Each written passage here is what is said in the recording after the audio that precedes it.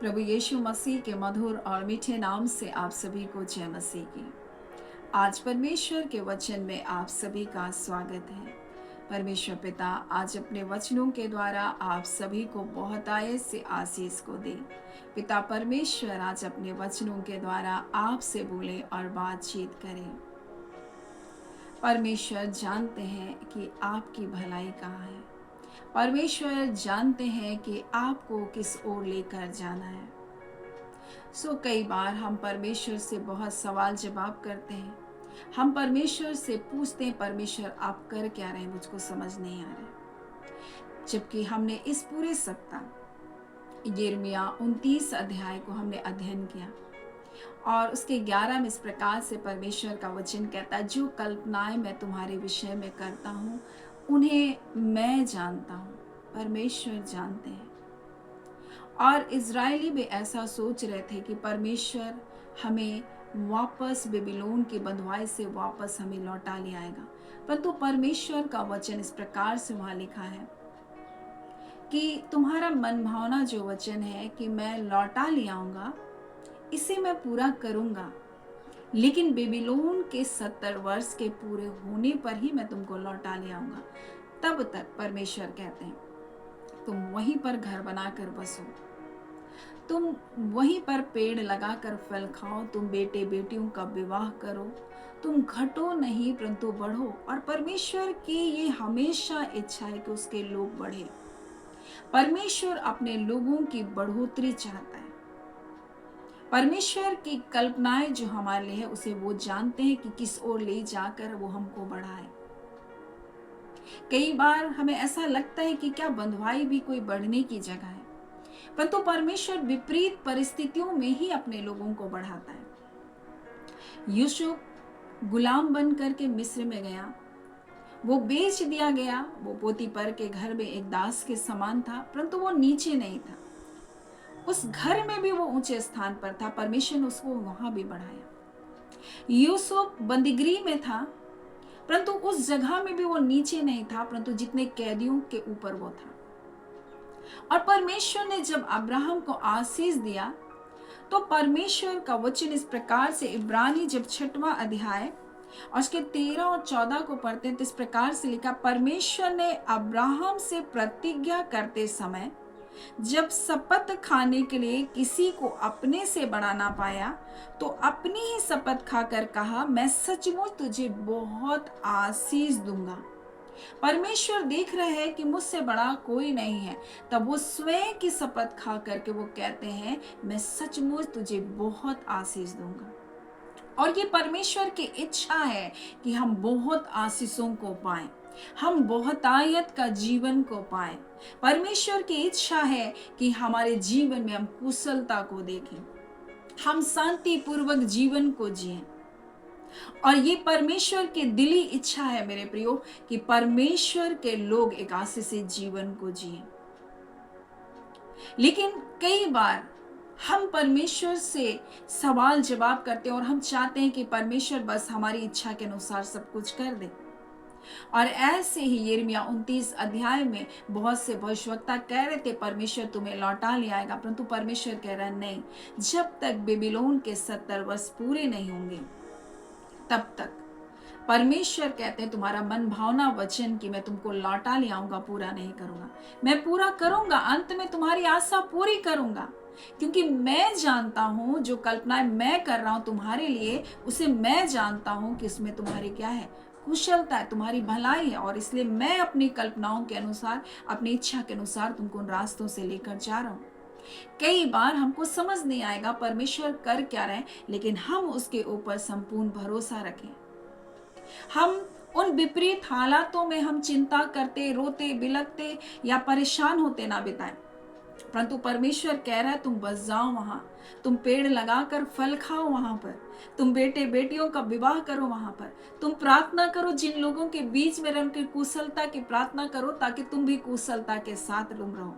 और परमेश्वर यही चाहता है कि हम अपने जीवन का आनंद ले, ये नहीं कि परमेश्वर ये बातें पूरी होगी तो ही मैं आनंदित होगा। कुछ लोग ऐसे प्रार्थना करते मेरा विवाह हो जाए, और जब तक विवाह नहीं होता वो दुखी रहते हैं, निराश रहते हैं, और फिर विवाह हो जाता है, कुछ दिन आनंदित होते फिर दुखी हो जाते हैं।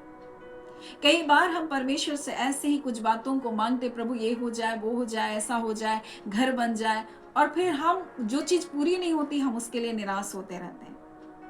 परंतु परमेश्वर चाहता है कि हम परमेश्वर जिस परिस्थिति में, जिस रास्ते से लेकर जा रहा है, जहां हम हैं वहां पर हम आनंदित रहना सीखें, हम धन्यवाद करना सीखें, हम स्तुति गान करना सीखें। मेरे प्रियो, कई बार हम सिर्फ बदलाहट की आशा रखते हैं और हम बदलाहट होने के इंतजार करते करते हुए हम निराश हो जाते हैं। हम कुछ अद्भुत कार्य की अपेक्षा करते हैं और जब वो अद्भुत कार्य नहीं होता है तो हम निराश हो जाते हैं। परंतु परमेश्वर चाहता है कि हम जहाँ हैं, जिस भी हालात में हैं, मेरे प्रियो, हम आनंदित होना सीखें। अब्राहम को जब परमेश्वर ने बुलाया, परमेश्वर ने जब उसे बुलाया तो इस प्रकार से लिखा है, जब हम इब्रानी 11 अध्याय और उसके हम लोग देखेंगे 8 से देखेंगे, जहाँ इस प्रकार से लिखा है, विश्वासी से अब्राहम जब बुलाया गया तो आज्ञा मानकर ऐसी जगह निकल गया जिसे मिरास लेने पर था, या न जानता था किधर जाता हूं तो भी निकल गया। उसने आज्ञा माना। विश्वास आज्ञा मानना है, विश्वास परमेश्वर की बातों को मानना। आज बहुत सारे लोग सुनते बहुत है परंतु मानते बिल्कुल भी नहीं। हमें परमेश्वर ने जहां रखा है, अगर हमको उस परिस्थिति में परमेश्वर रखा है तो क्या हम धन्यवाद दे रहे हैं। बहुत सारे लोग विवाह के लिए प्रार्थना करते हैं, विवाह के लिए प्रार्थना करते, प्रभु तेरी इच्छा के अनुसार मेरे जीवन में हो। और कई बार ऐसा होता है, परमेश्वर हमारे जीवन में ऐसे लोगों को लाता है जो बिल्कुल भी मेल नहीं खाते हैं, और परमेश्वर जानते हैं कि क्यों मेल नहीं खा रहा है, और उस जगह में परमेश्वर आपके जीवन में कुछ बातों को देखना चाहता है, कुछ बदलाहट आपके जीवन में देखना चाहता है। आपके अंदर वो सहन करने की शक्ति को परमेश्वर बढ़ाना चाहता है, आपके अंदर संयम को उत्पन्न करना चाहता है। लेकिन होता क्या है, हम मांगते हैं परमेश्वर से, और जब परमेश्वर देता है तब हम कुड़कुड़ाते हैं, हम बुड़बुड़ाते हैं। हम परमेश्वर से मांगते हैं और फिर हम उन चीजों का आनंद नहीं लेते। परंतु परमेश्वर चाहते हैं कि परमेश्वर हमको जहां रखा हम उस चीजों का आनंद को लें। हम परमेश्वर की बात को मानना नहीं चाहते, इसलिए हम निराश हो जाते। बेबीलोन बहुत अच्छा जगह तो नहीं था इजरायलियों के लिए, बंधुआई में गए थे, पराए देश में थे। लेकिन परमेश्वर क्या कह रहे हैं, तुम घर बनाकर बस जाओ, तुम पेड़ लगाकर फल भी खाओ, तुम सब कुछ करो, तुम अपने जीवन के लिए जो तुम्हारे लिए अच्छा है सब कुछ करो। वहां तुम प्रार्थना में लगे रहो, दूसरों के लिए भी प्रार्थना करो, उन तुम्हारे शत्रुओं के लिए भी तुम प्रार्थना करो। और यही तो परमेश्वर आज अपने लोगों से चाहता है। मेरे प्रियो, अब्राहम को जब परमेश्वर ने बुलाया, परमेश्वर ने अपनी शपथ खाकर कहा, मैं तुझको सचमुच बहुत आशीष दूंगा, बहुत आशीष दूंगा। और परमेश्वर की बुलाहट अब्राहम के लिए और उसके बाद उन वंशों के लिए था जो मसीह यीशु पर विश्वास करने के द्वारा परमेश्वर के संतान है। आज हम सब के लिए है मेरे प्रियो। और हम जब परमेश्वर से कहते हैं, परमेश्वर हम आप पर विश्वास करते हैं, क्या हम बातों को मानते हैं? क्या हम दूसरों को क्षमा करते हैं? क्या हम एक दूसरे को माफ करते हैं? मेरे प्रियो, क्या हम दूसरों के गलत शब्दों को अपने हृदय में घर करने दे रहे हैं, या उन बातों को हम छोड़ रहे हैं? अब्राहम के जीवन को देखिए। अब्राहम ने परमेश्वर की बात तुरंत मानी। परमेश्वर ने कहा, अपने लोग, अपने कुटुंबियों को छोड़कर बाहर निकल जा, एक देश को मैं तुझको दिखाऊंगा। और उसने परमेश्वर की बात को मान लिया। नहीं जानता था, लिखा है, किधर जाऊंगा, नहीं पता था उसको। लिखा है, वह ना जानता था किधर जाता हूं तो भी निकला। बस ऐसे ही विश्वास परमेश्वर हमारे जीवन से देखना चाहता है। हमें पता नहीं क्या होगा, हमारे भविष्य का क्या होगा, लेकिन परमेश्वर आपने कहा, इसलिए मैं आपकी बात को मानूंगा। और यही मैंने किया। जब मेरे विवाह का रिश्ता आया, लोगों के लिए विवाह का रिश्ता अलग तरीके से आता है, परंतु मेरा विवाह का रिश्ता दर्शन के साथ था, नाम के साथ था। जहां मैं मेरे पति का नाम नहीं जानती थी, परंतु परमेश्वर ने प्रकट किया। मैं नहीं जानती थी किधर जाऊंगी, बहुत दूर था मेरे घर से, अब परमेश्वर मेरे जीवन में बात किया, क्या तुम मेरी इच्छा को नहीं पूरा करोगे? मैंने थोड़ा दुखी हुई कि परमेश्वर मैं कैसे उतने दूर जाऊं, मेरे सारे परिवार के लोग तो यही है, मैं कैसे जाऊं? और वो यात्रा, विवाह की वो यात्रा, जो मेरे विवाह के 10 साल की जो यात्रा थी, वो इतना आसान नहीं था। जहां मैंने कर्ज को देखा, जहां मैंने तिरस्कार को देखा, जहां मैंने अकेलेपन को देखा, बहुत सारी विपरीत परिस्थितियों को देखा, परंतु मैंने एक बात जाने से पहले परमेश्वर से कहा, प्रभु अगर आप मेरे संग नहीं चलेंगे तो मैं नहीं जाऊंगी। और वो परमेश्वर उस विवाह के 10 वर्ष में उन विपरीत परिस्थितियों से लेकर, परमेश्वर मेरे पति की मृत्यु के बाद मैंने इस बात को देखा, परमेश्वर कैसे मुझे उन रास्तों से लेकर गया और कैसे उसने मुझे संभाले रखा, कैसे मुझे उसने कभी किसी के सामने लज्जित होने नहीं दिया, कभी कैसे उसने मुझे किसी के सामने हाथ फैलाने नहीं दिया, परमेश्वर ने कैसे मेरे बच्चों की परवरिश की। मैंने इस बात को अपने जीवन में देखा और मैं जानती हूँ परमेश्वर की इच्छा है आपको बढ़ाने के लिए, और वो चाहे आत्मिक रूप से हो, चाहे शारीरिक भौतिक रूप से हो। हर प्रकार से परमेश्वर की इच्छा है कि उसके लोगों को बढ़ाए, और परमेश्वर जानते हैं आपको किन रास्तों से लेकर जाना। आपको बस बात को मानते जाना है, उसकी आज्ञा को मानते जाना है। अब्राहम नहीं जानता था, अब्राहम को पता नहीं था किधर जाऊंगा, परंतु फिर भी निकला। मुझको भी नहीं पता था मेरे प्रियो, लेकिन मैंने निकला परमेश्वर की इच्छा को जानकर। हालांकि परिस्थिति अब्राहम के साथ बहुत अच्छी नहीं थी, अकाल उसके जीवन में भी आया, वो परदेसी के समान रहा। इस प्रकार से लिखा है, विश्वास से उसने प्रतिज्ञा किए हुए देश में, पराये देश में परदेसी के समान रहा। जो प्रतिज्ञा परमेश्वर ने की थी, वो प्रतिज्ञा उसको अपने 100 वर्ष तक पूरा होता हुआ दिखाई भी नहीं दिया, परंतु फिर भी वो विश्वास में बना रहा। उसने परमेश्वर की बात को मानता रहा।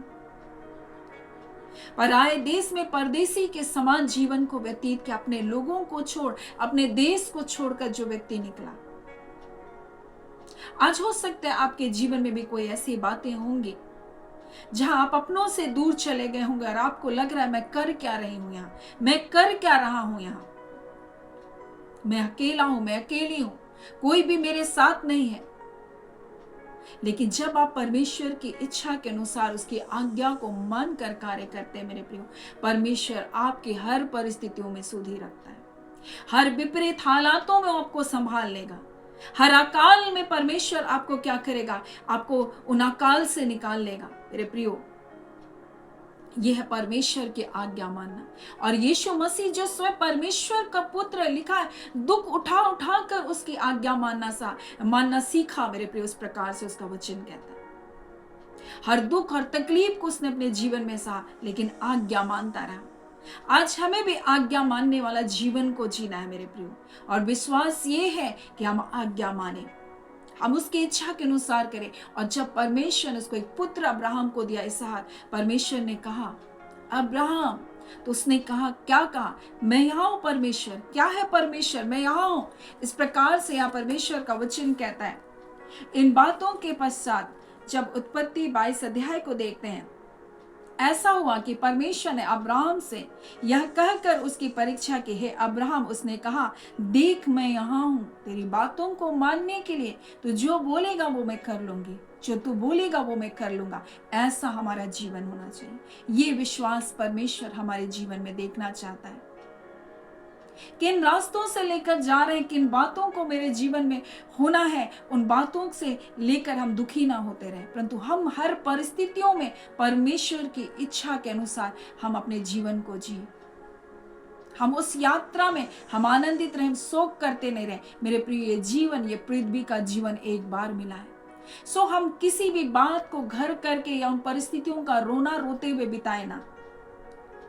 मेरे साथ ऐसा हो गया, लोगों ने मेरे साथ ऐसा व्यवहार किया, मुझे लोगों ने तिरस्कार कर दिया, मुझे लोगों ने छोड़ दिया, ये रोना मत रोते रहिए। ये पृथ्वी का जीवन हमें मिला है कि हम परमेश्वर की इच्छा के अनुसार जीवन को जिए और उसकी मर्जी को हम पूरा करें। हमारी मर्जी नहीं, हमारी इच्छा नहीं, परंतु उसकी इच्छा हमारे जीवन से पूरी होनी है। और इसलिए मेरे प्रियो, जब हम अब्राहम के जीवन को देखते हैं, वो परमेश्वर की बात माना, नहीं जानता था किधर जाऊंगा, परंतु फिर भी निकला। परमेश्वर ने कहा अब्राहम, उसने कहा देख मैं यहाँ हूँ। परमेश्वर ने कहा अपने पुत्र को अर्थात अपने इकलौते पुत्र इसहाक को जिसे तू प्रेम रखता है संग लेकर मोरिया देश को चला जा, और वहां उसको एक पहाड़ के ऊपर जो मैं तुझे बताऊंगा होम बलि करके चढ़ा। लिखा है अब्राहम सवेरे तड़के उठा, देर नहीं किया। अगर हमें परमेश्वर कोई बात बोलता है तो कई दिनों तक तो हम टाल मटोल करते हैं, हो सकता है कई वर्षों तक हम परमेश्वर की आज्ञा का टाल मटोल करते हैं, लेकिन अब्राहम ऐसा नहीं था।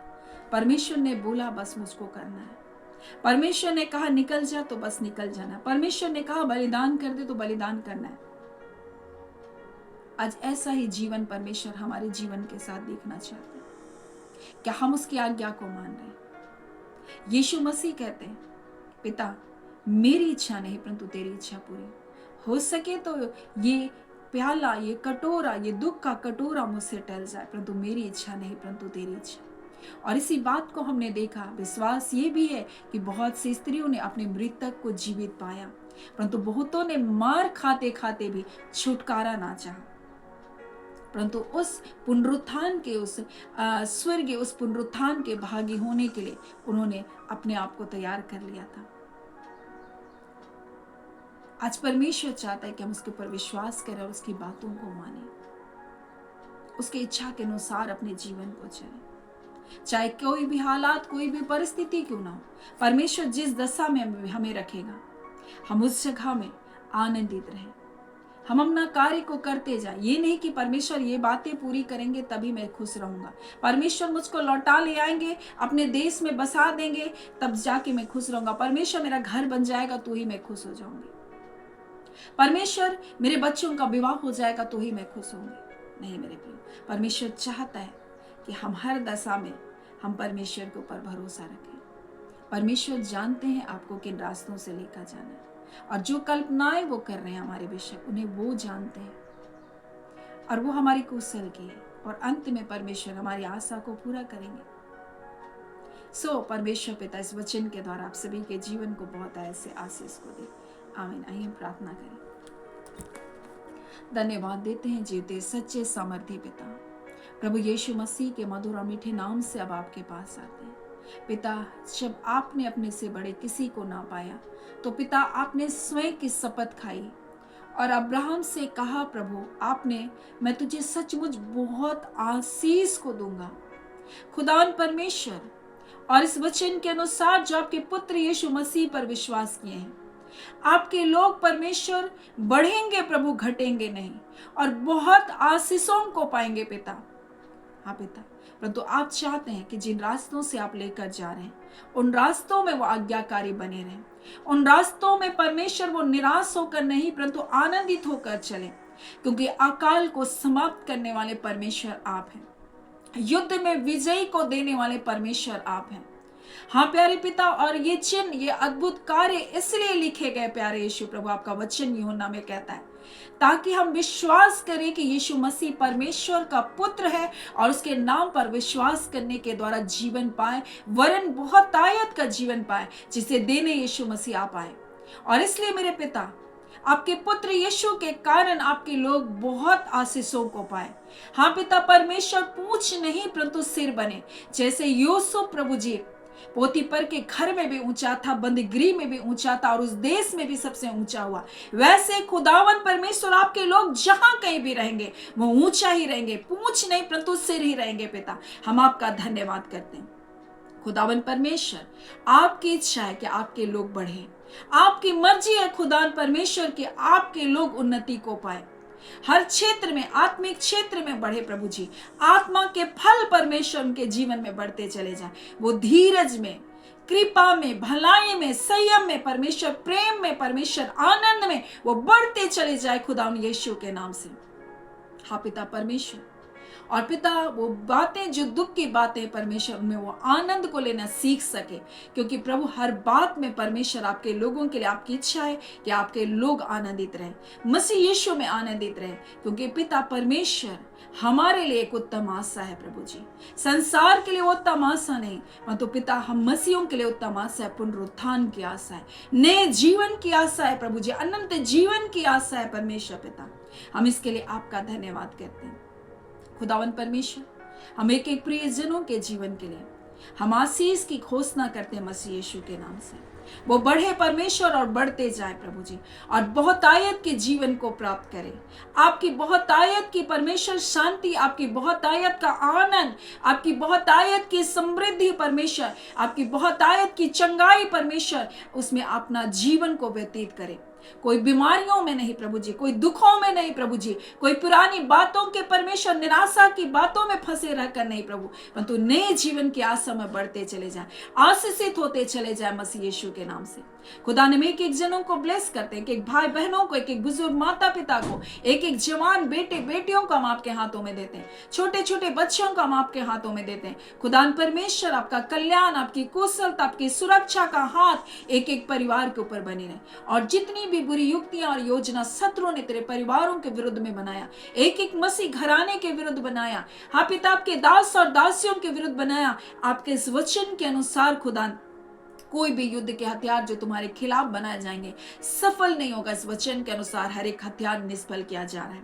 हर एक योजना जो शत्रु ने तेरे लोगों के विरुद्ध में बनाया है, वो सारी योजना मसीह यीशु के नाम से विफल की जा रही है। हम आपका धन्यवाद करते हैं पिता, क्योंकि युद्ध हमारा नहीं परंतु युद्ध आपका है, और आप अपने लोगों को परमेश्वर अपनी आंखों की पुतली के नाम सुरक्षित रखते हैं। हम आपका धन्यवाद देते हैं, और जितने पढ़ने लिखने वाले हमारे बच्चे हैं उन सबको बुद्धि ज्ञान और समझ की आत्मा से परिपूर्ण करें, और जो कल्पनाएं आपने अपने लोगों के लिए कि आप जानते हैं और आपने कहा मैं अंत में तुम्हारी आशा पूरी करूंगा।